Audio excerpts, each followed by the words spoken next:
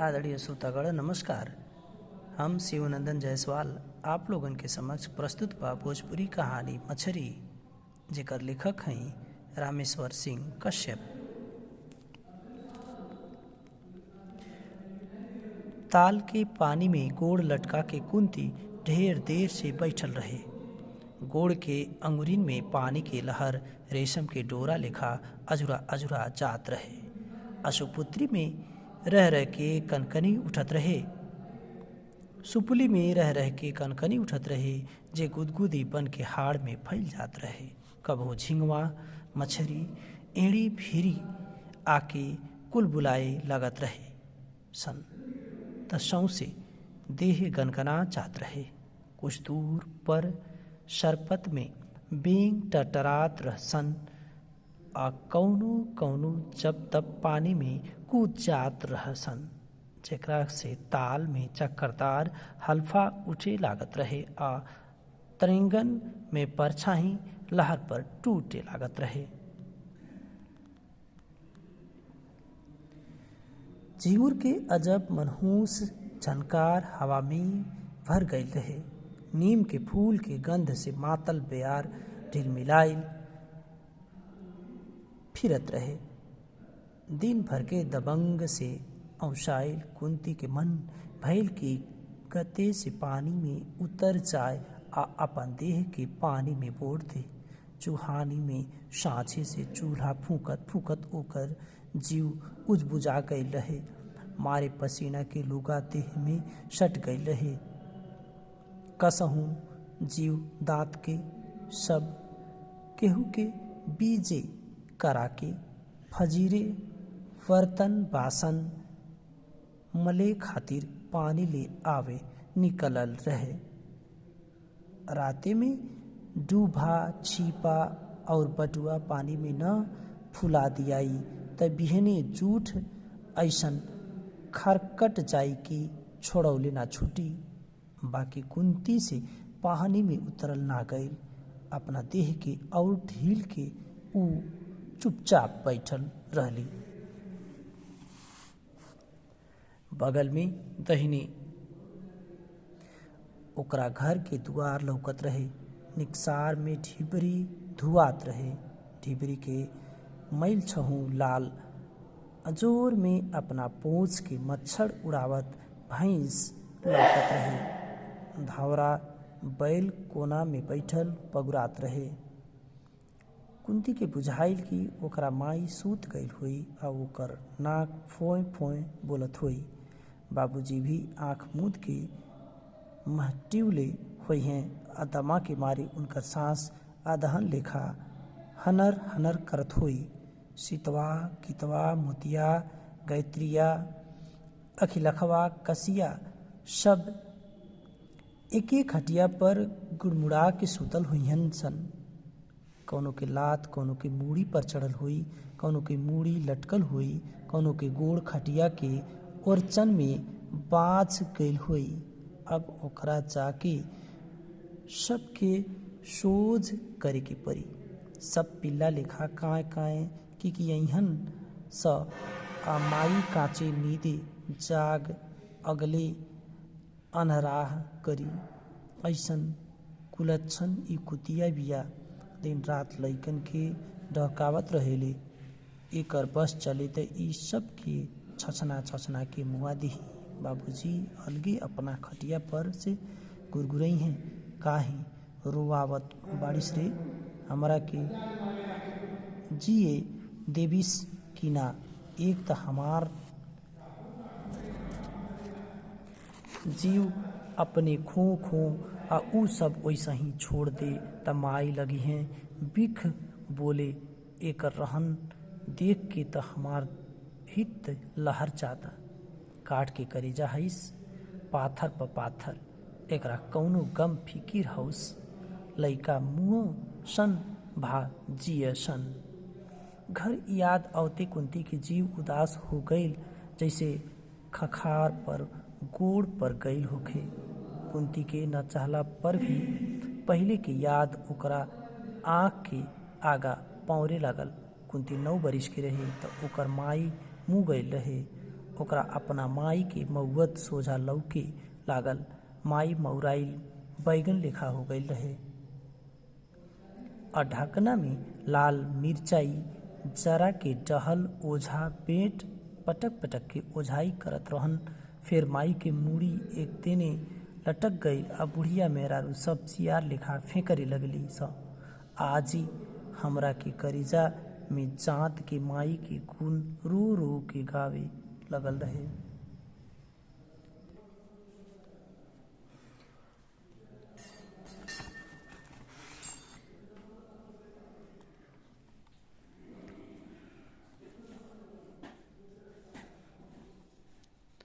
कुछ दिन बाद बाबूजी आ चाचा मूड़ी छिलवा लेलन। खूब भोज भंडारा भइल। 6 महीना बाद नईकी माई आइल।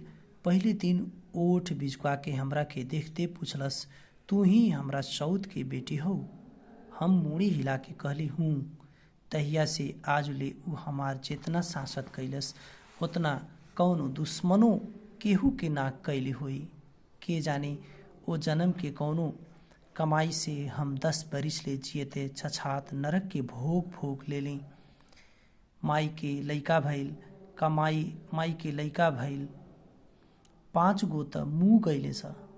ओकरो पाप माई हमरे कपार पर थोपेले कि इहे हड़साखिन मुआवलस। बाबूजी के दमा हो गईल। माई रोज कौनो न कौनो रोग कचलही रहेले। चाचा माइये से आजीज आके अलगाग हो गईले।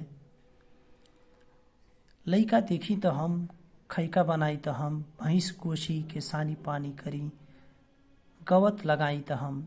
माई अपना हाथे खरी न टारे। 10 बरिस से दिन रात चंग पर चढ़ल रहिला। मिजाज चरखा भइल रहेला। अतनो समास न मिले कि आईना में सुभीते मुँह देखी। सोचत सोचत कुंती के बुझाइल कि हजारन चिंटी ओकरा सौंसे देह में रेंगे लगली सन। ओकरा बुझाइल कि ओकरा देह में देहे नइखे। 8वीं के चनरमा सड़ल तरबूजा के फंक लेखा बांस के फुलुंगी में अजुराइल रहे। फीका उदास सकुचाइल मारे धूर के आसमान सिलेट लेखा सांवर लागल रहे। पानी में डूबल डूबल कुंती के गोड़ कठुआ गईल रहे। पेड़ुरी चढ़े लागल रहे। उ गति से आपन गोड़ पानी से बाहर निकाल लेलस। एक मन कईल कि घैला भर के घरे ले चली। ढेर रात बीत गईल बाकी ओकरा से टक्सल ना गईल। आलस ओकर गत्तर गत्तर बांध देले रहे। कुंती गते से एगो खपड़ा टकटोर के अपना एड़ी के मैल छोड़ावे लागल। चिंता से टूटल धागा फिर जोड़ा गईल। एने 3 साल से हमरा अपनी चुपचाप बैठे के मन ना करे। जहाँ अकेले बैठी मन में किसिम किसिम के विचार उठे लगल। ई सब सोचला से फायदा बाकी यहाँ इचिको सवास लागल कि फिर बैताल।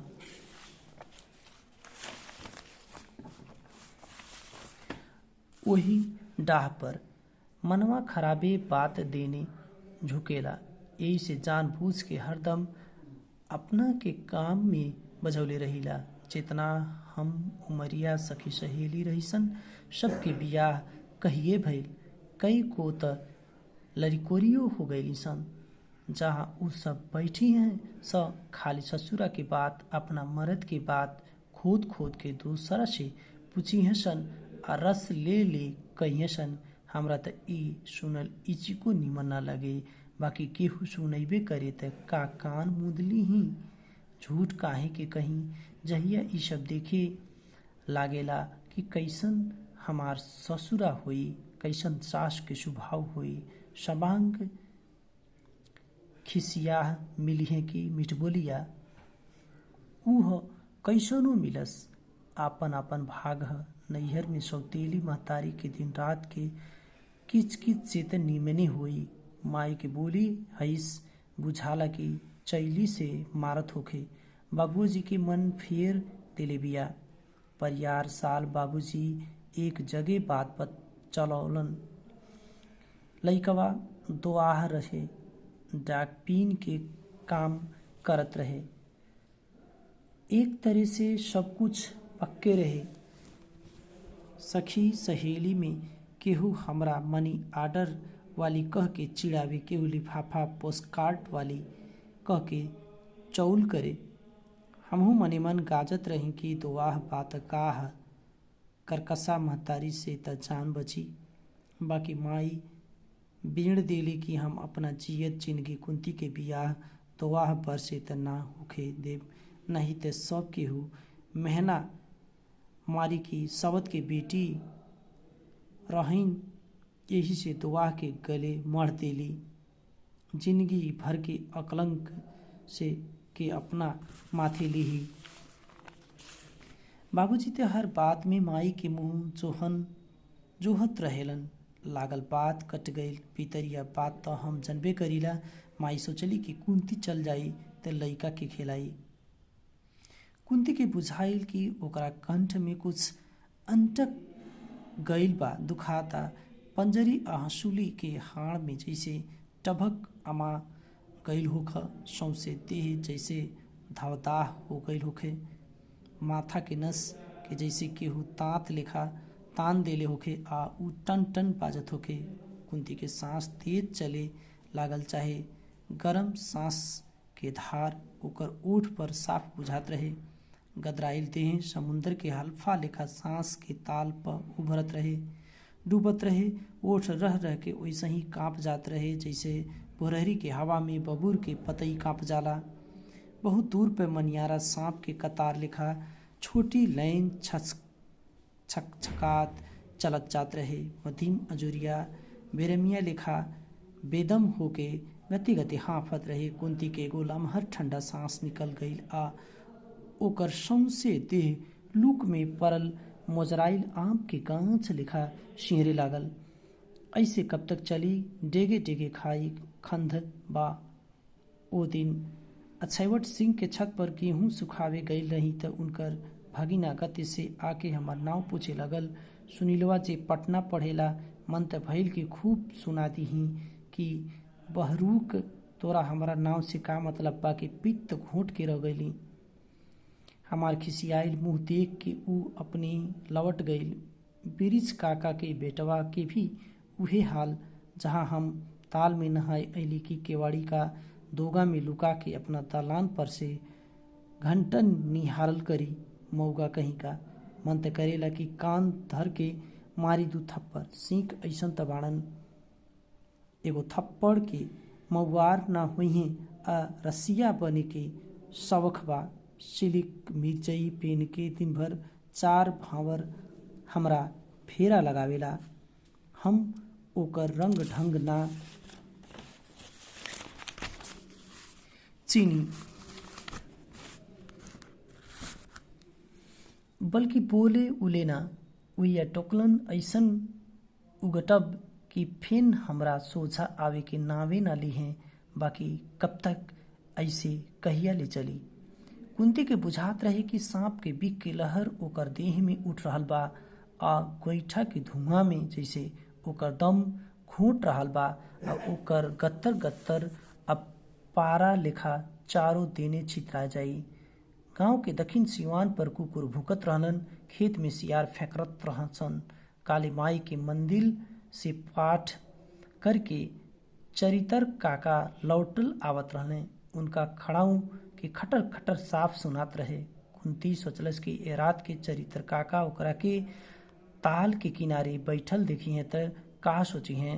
छप्पर से घड़ला बुड़का के घरे चलल।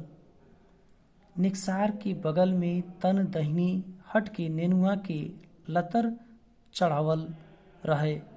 वैजा कुछ आहट बुझाइल। कुंती चिहा के पुछलस के ह। बंसी के कांपत खखन से भरल आवाज आइल, हमार क्रिया तनी एगो बात सुना जा। मारे घबराहट के कुंती के हाथ गोड़ कांपे लागल।